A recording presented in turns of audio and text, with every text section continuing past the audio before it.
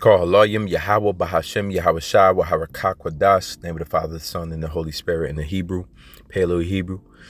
Shalom, and double honors to the apostles of Great Millstone and the elders and bishops of Great Millstone who rule well over the flock. All right. Shalom to all the elect and the listeners out there. So, the last video was titled, Go Ahead and Finish What Your Ancestors Started. All right, that's the NLT for Matthew 23 and 32, where it says in the KJV, fill ye up then the measures of your fathers. The reason why Yahweh Shah spoke like this is it was pertaining to the wicked, hypocritical scribes and Pharisees who were, as verse 29 states, building tombs of the prophets and garnishing the sepulchres of the righteous. Yeah, man. You know, I had a conversation with a coworker of mine, and it was just about when you're not a snake and when you're not trying to violate people, when you're not miserable yourself, and when you're not trying to see people get fired, and when you're not trying to manipulate situations, there's really no space for you. There's really no, what happens is people try to get you to become like them, snake-like, or become like them, rude, or become like them, wicked, or become evil like them. All right, there's a scripture, matter of fact, I'll grab it now, where it tells you, the nature of an evil, wicked man is to actually bring on more people with him, because he gets lonely out there. It gets lonely for an evil, wicked man. We, love to believe that it don't, but misery loves company, and they need more people to be like them. And the verse that backs that up is Romans 1 and 28. And the point is in 32. Verse 28. And even as they did not retain Yahweh in their knowledge, Yahweh gave them over to a reprobate mind to do those things that are not convenient. You see, so their natural ability now, the best they can be is to be wicked, doing things that they shouldn't be doing. Reprobate mind, something void of judgment, someone foolish. That's the best that these people can do. And we're sitting there with the spirit of Yahweh Shemiel Shah on us, Harakak Wadash, thinking holy things, thinking pure things, meditating on righteous things and statements and phrases and verses of the scriptures, meditating and trying to further understand day to day the meanings of these parables, when the people amongst us, the 2/3, still in the form of a carnal man, they can't think upon these things. Their mind only goes as far as the reprobate mind that the Lord gave them over to. So they don't have these peaceable thoughts. They don't have these hopeful thoughts that the hopeful elect are manifesting and meditating on. They don't have these thoughts of World War III and how we'll make it out of it. They don't have these thoughts of how salvation is coming to the elect. They don't have these thoughts because the Lord gave them over to a reprobate mind. So understand, it's not in them to even be anything greater than a snake, be anything greater than a demon. It's not in them. The mind that the Lord gave them doesn't allow them to get out of that rut, to overcome that reprobateness. Verse 29. So, being that they are, they do those things which are not convenient, verse 29 says, being filled with all unrighteousness, fornication, wickedness, covetousness, maliciousness, full of envy, murder, debate, deceit, malignity, whisperers. When you go into that word malignity, and just a Google definition, it means the quality of being malign or malignant, badness, evilness, monstrosity, depravity, maliciousness. You ask yourself why your coworkers and why these people all around you, and why just, you meet a good dude every once in a while, and even when they speak about how there's so many snakes around. You know what I'm saying? It's because that's what the world is full of. Reprobate minds. It says whisperers, backbiters, haters of Yahweh, despiteful, proud, boasters, inventors of evil things. And you're getting to conversations with some of these people, and it's like, yo, there's so many more of these people than there is just decent, civilized, somewhat civilized, keep to theyself, just labor with their hands, content, not trying to be up in everybody's business, not busybodies. There's so many more of those people than it is people that's just trying to be reserved, kept to themselves. So many more wicked, inventors of evil things, disobedient to parents, it says. Verse 31, without understanding, covenant breakers, without natural affection, implacable, which the word implacable means unable to be placated, relentless, unstoppable, remorseless, and ruthless. So cruel, right? Think about all the cruel people you know. Verse 31, without understanding, covenant breakers, without natural affection, which means heartless, it says here. Implacable, unmerciful. It says, verse 32, who knowing the judgment of Yahweh, here's a key. Knowing the judgment of Yahweh doesn't necessarily make you a good person. Knowing the scriptures doesn't necessarily make you a good person. I mean, we do understand that, right? Like the scriptures tell you even Satan knows the scriptures. That's why he tried to use them against Yahushua while he was tempting Yahushua during his 40-day feast, 40-day fast. The scriptures here, verse 32, these people with these wicked evil traits, reprobate traits. It says, who knowing the judgment of Yahweh, that they commit such things are worthy of death. They even know that the things that they're doing lead them to death. And we understand hell much better than we ever did. We understand that's a condition played out on earth. We also understand that the lake of fire is a condition that's going to be played out on earth, where it's going to be a fiery indignation and wrath of the Lord. So there's going to be a period of time when, on Judgment Day, when the Lord's going to send a thermonuclear war to judge America, right? And the scriptures tell you that they shall be fuel for the fire. So this is the judgment that even the wicked know about. It says that they which commit such things are worthy of death. They know of the death that they're going to go through. That doesn't stop them. Instead, it says, not only do the same, but have pleasure in them that do them. You see? And then the NLT says, worse yet, they encourage others to do them too. So things they setting you up. All right? They're setting you up because they know they're going to die.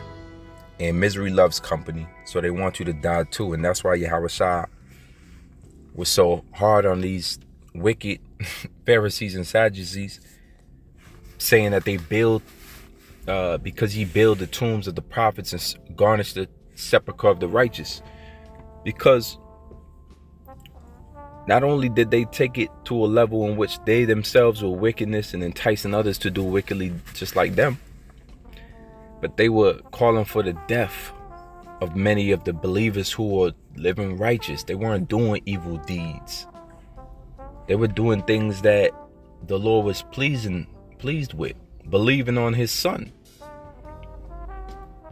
And even in the ancient world before that, when the prophets were sent to condemn a nation, condemn Israel, or condemn wicked kings for what they were doing, condemning unjust prophets, false prophets, what would happen is that they themselves will be in harm, danger now, because these wicked men decided to take their anger and their wickedness out in the direction of the prophets by killing them and slewing them. And this happened many times. And so that's where the saying comes from Elijah, where he asked the Lord, am I the only one left? I'm the only prophet left. And the Lord said, 7,000 men have not bet their knee to Baal. 7,000 more prophets. There's 7,000 meaning completion. 7 meaning completion. There's a specific amount of men who is a part of the elect who will not bend their knee and serve and do wickedly. It's not just you, Elijah, but I have others just like you. And that was a comforting thought. And then he even opened up Elijah's eyes to be able to see all the chariots that surrounded him when he thought he was alone. All the heavenly, hosts that surrounded him to protect him. Constantly around the elect, right? And so, going back to Matthew 23 and 30, it says, and say, if we had been in the days of our fathers, we would not have been partakers with them in the blood of the prophets. That's a common saying amongst the hypocrites. They deny being of the lineage of people who would ever kill a prophet when that's all they are, the sons of them. That's what the prophets, the men that killed the prophets, said. They denied even doing that. It says, wherefore ye be witnesses unto yourselves that ye are the children of them that killed the prophets. Fill ye up then the measure of your fathers, which means do what your fathers started to do. Finish what their fathers started to do. Go ahead, kill the prophets, just like that's what you're going to do anyway. That's what you're going to do. Ye serpents, ye generations of vipers, how can ye escape the damnation of hell? Wherefore, behold, I send unto you prophets and wise men and scribes, and some of you shall kill and crucify. And some of them ye shall kill and crucify. And some of them shall ye scourge in your synagogues and persecute them from city to city.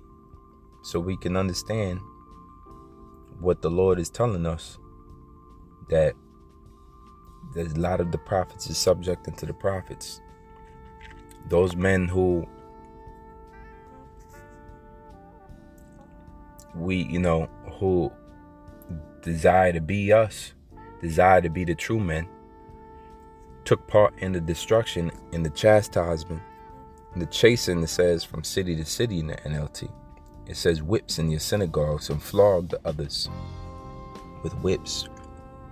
And so they did a complete damage, tried their best to do away with us, and they did in many cases. So just understand, man, we're not in anything light. We're not in anything this is not a comfortable position to be in as a prophet. That's why when you go out there, on them street corners, if you got to the point where it's just a normal exercise and it's a routine now, thank the Lord. Many prophets didn't even get to that point where it became a customary thing, because maybe their life was put to death before that even occurred. But also just understand that the Lord is protecting us, and we're like sheep amongst wolves now. So at any point in time, it could go down and where the beginning of the martyrdom begins. So Luke 21:16 says, and ye shall be betrayed both by parents and brethren and kinsfolk and friends, and some of you shall they cause to put to death, and ye shall be hated of all men for my name's sake. So we understand that it ain't just got to be somebody from calling themselves a Hebrew Israelite.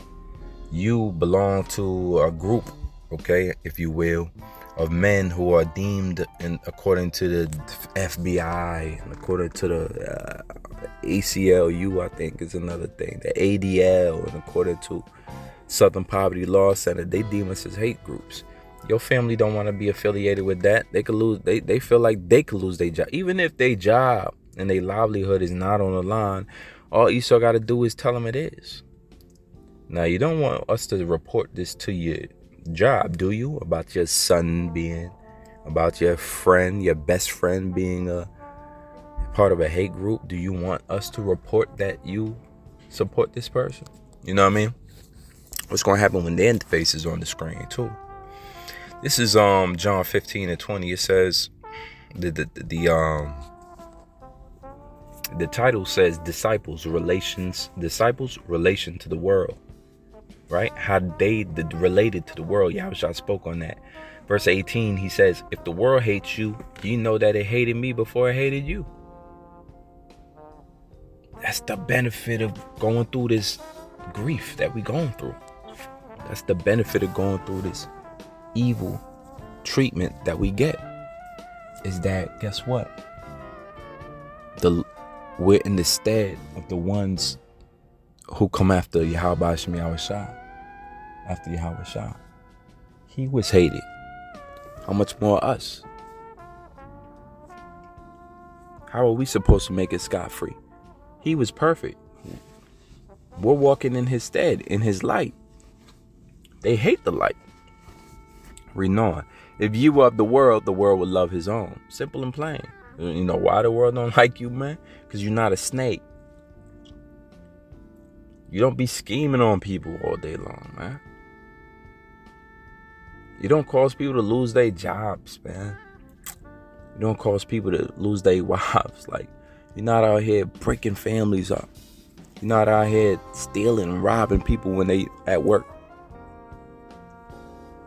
Right? You're just making an honest living. You're trying to be honest. You're trying to, everything you do, walk in the right way. Go the right way. Remember, broad is the gate that leads into destruction, but straight is the gate that leads into salvation. And that's a smaller gate. That's obviously a harder position to be in. Everybody can't go through that gate that you're going through. They got reprobate minds. The Lord didn't even allow them to consider what a righteous lifestyle would reward them with if they continued in hell fast to it. If ye were of the world would love his own. But because ye are not of the world, but I have chosen you out of the world, therefore the world hateth you. There ain't no other way you could look at that scripture. You're going to receive hate. You're in the same messed up society that everybody else is, but they will choose to hate you because look how you deal with it. Look how you're austere. Look how you have joy. Look how you have, you're not all about mirth. You know, you're mournful. Look how you speak about evil. Look how you speak about abominations. Look how you call out wickedness. Somebody tell you at your, a neighbor comes to you and he starts bragging about how he slept with the neighbor across the street's wife. You're not going to be laughing with him, man. You might cuss his ass out, and rightfully so. You might just tell him, yo, you better than that. You might just rag on him. Like, why you had to, You might stop dealing with him altogether. Or correct him. But either way, that's the reason why they hate you. You don't just let things be. You can't just let it be. Can't you just, man, come on, man. You always got to change the way. Come on. That's just how it is, man. It's how it is. What they say in Tupac song, selling crack to the kids. I gotta get paid. Go ahead. That's the way it is. As Jake, he want to just do what he want to do. Reprobate mind. Reprobate mind. Foolish ways. Void of judgment. Doing things that are not convenient. And not good to do. It's not good to sleep with other men's wives, man. It's not good to backbite, man. It's not good to scoff at the prophets of the Lord. Definitely not good to put them to death and call for their death. But that's what the world will do at an instant. Reading on. Remember the word that I said unto you. The servant is not greater than his Lord. If they have persecuted me, they will also persecute you. And if they have kept my saying, they will keep yours also. But all these things will they do unto you for my name's sake, because they know not him that sent me. So there it is, man. We got a job to do, and our job implies that we have to condemn the world, as Yahushua did. This is John 16:1, and the title says Yahushua's warning. Think about a man that goes around warning people Not everybody going to take heed to the warning. Matter of fact, people going to hate you for trying to warn them. They were having a good time. You came in and you said, hey, party's over. You should leave now. You know, somebody's in here with a gun. You should leave. I said, man, come on, man. Stop being so scary. That's how they doing the prophets of the Lord. That's how they did Yahushua at his warnings. They didn't take heed. Some did. John 16:2. These things have I spoken unto you, that ye should not be offended. They shall put you out of the synagogues. Yea, the time cometh, that whosoever killeth you will think that he doeth Yahweh service. You understand? It's a time to come when they reprobate minds can't even fathom that they're going to do the right thing. And this spoke more importantly to Paul. Paul's position was that he thought that he was doing God's service, Yahweh's service, in killing the prophets, and killing Stephen, and killing and rounding up prophets and putting them into jail, putting believers of Yahushua into jail, because he thought he was doing the right thing. He didn't know the Lord yet. He didn't understand Yahushua yet. In the NLT, that verse says,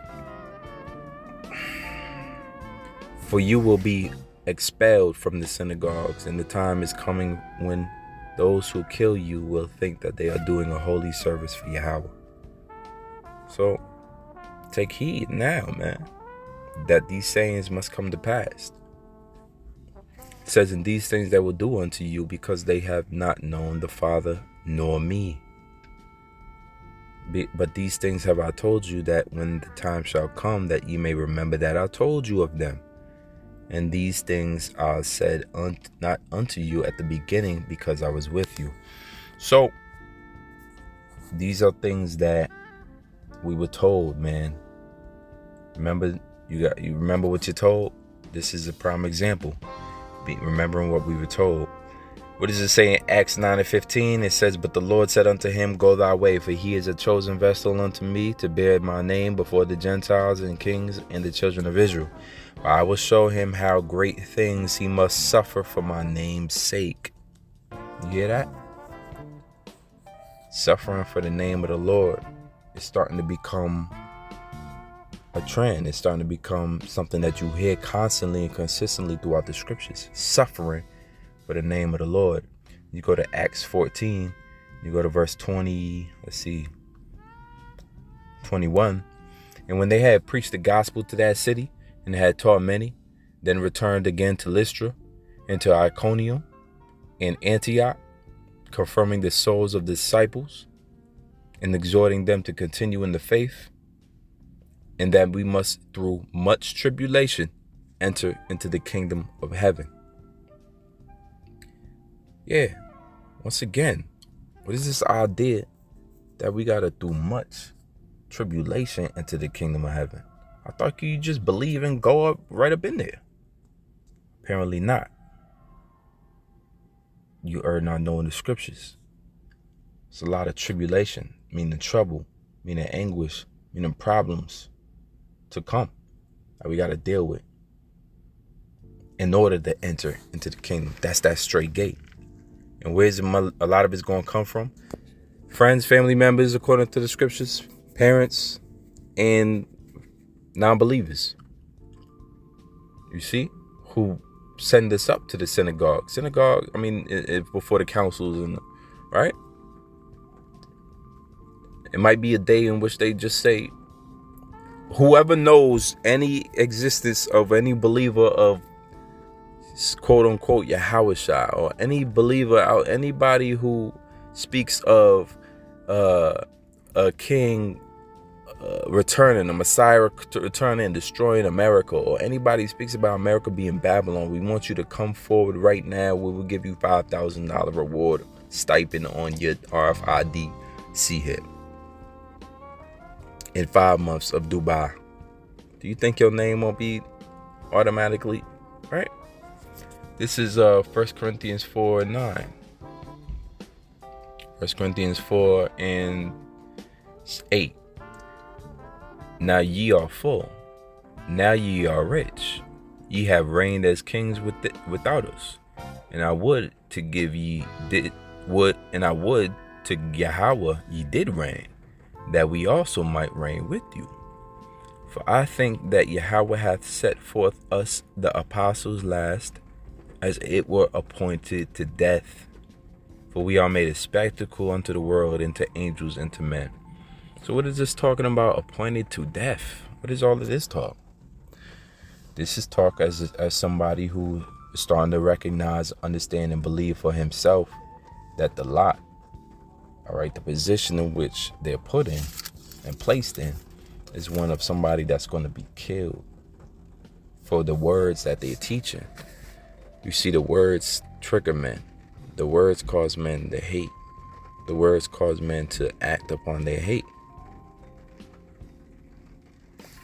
And to be appointed to death means that somebody wants to crucify you and kill you, right along with what Yahweh's words were.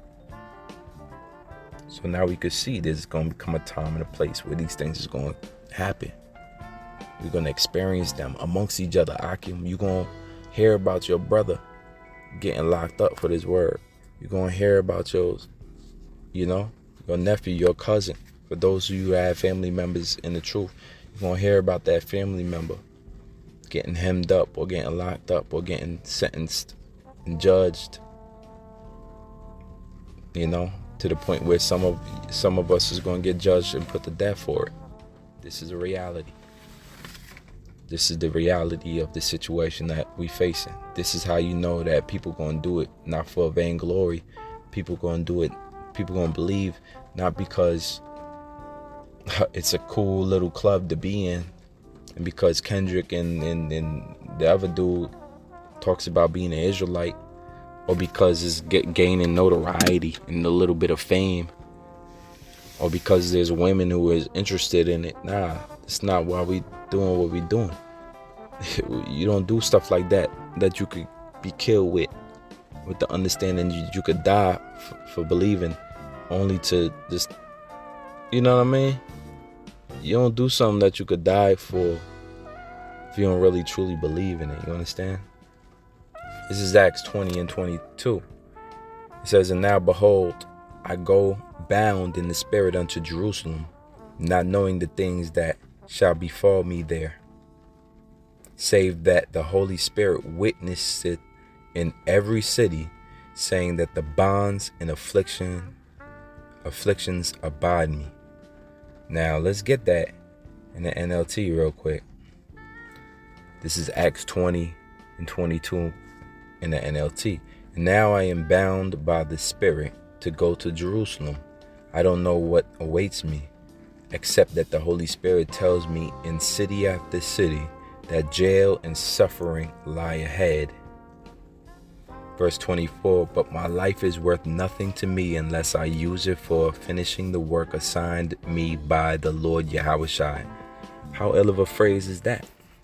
Life is worth nothing to me unless I use it for finishing the work assigned to me by the Lord Yahushua. How many are bold enough to see their life useless except for what Yahushua sees it useful for? That's what we involved with, Akim. This ain't no boys club. This ain't the YMCA, Young Men's Christian Association. All right. This ain't your neighborhood watch.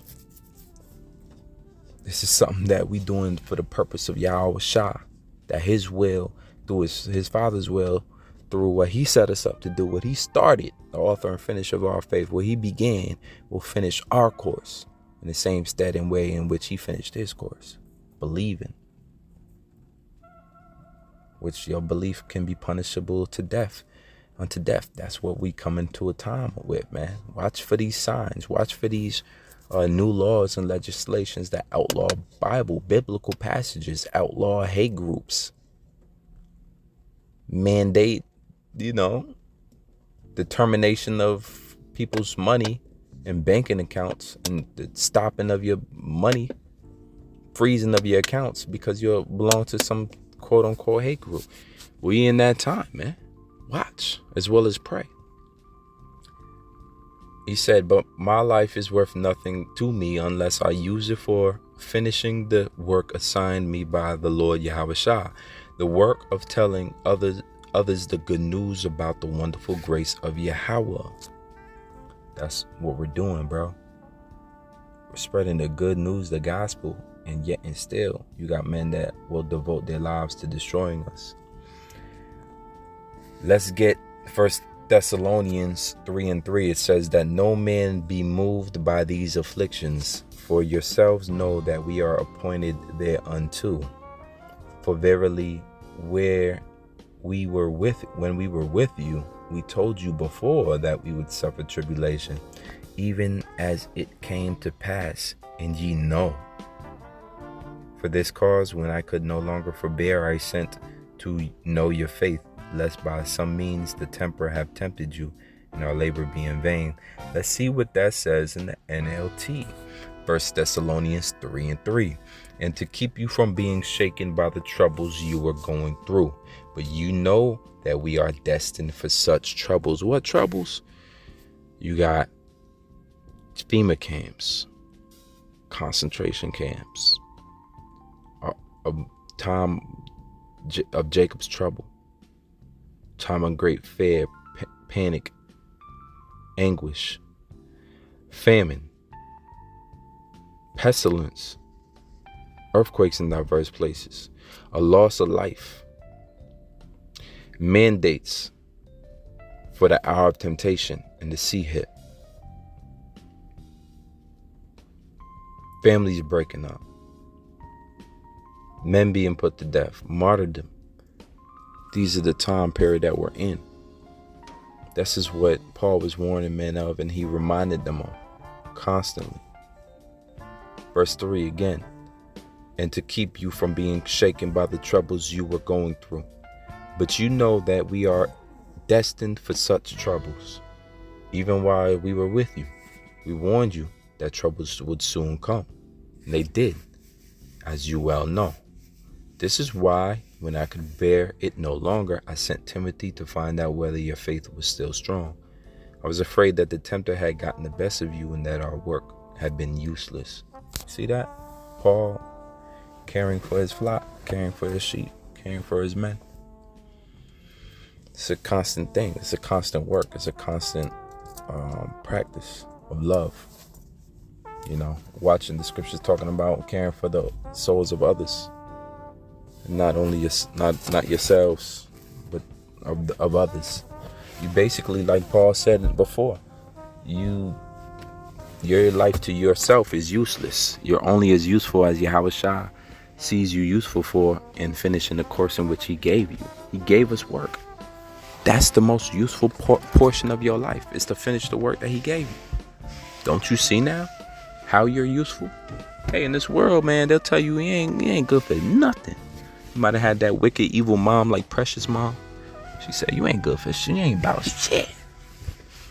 Well, guess what, man?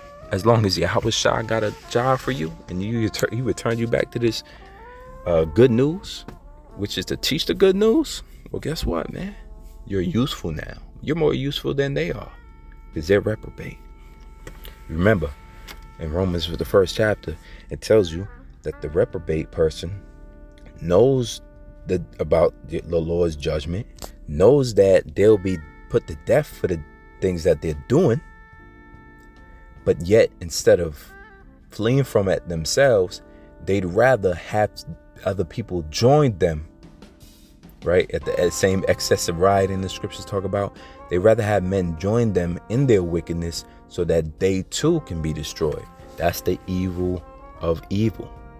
It's not just evil. Well, you know, everybody's some good, some evil. Who cares? No, evil begets evil and brings about more death. Cancer begets cancer and brings about more death. Disease begets disease. You see? Defilement begets, you see? But purity only begets pure things. Peace only begets peaceful things.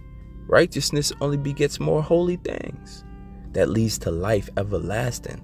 It's the two different walks, man. It's complete different sides of the spectrum, and they must be recognized and represented truthfully. That's why you can't put this word into a demon's mouth and expect righteousness to come from that. Nah, man. The tree is known by its fruits. You got men that pick up the scriptures and make chill that the scriptures say.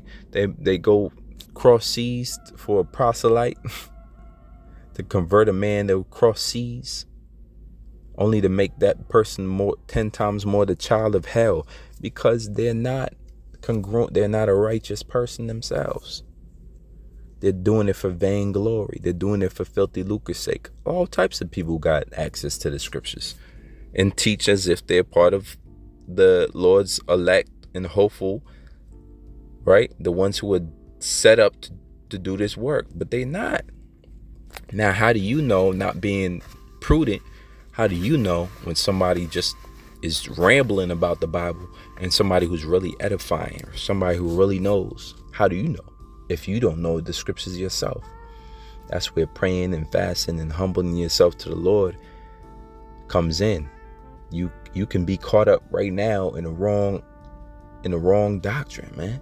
That's how scary this thing is. You could have gave your whole life to the Lord, but 10, 15, 20 years later, you recognizing you don't got the 100% truth, man. You don't got sound doctrine. Your doctrine's unhealthy. You're not rooted or built up at all. You just can quote a bunch of scriptures. You didn't even understand the time you're in. You can't even measure the times diligently. You know what I mean? That's not the true light. If the blind lead the blind, both shall fall into a ditch. Imagine that.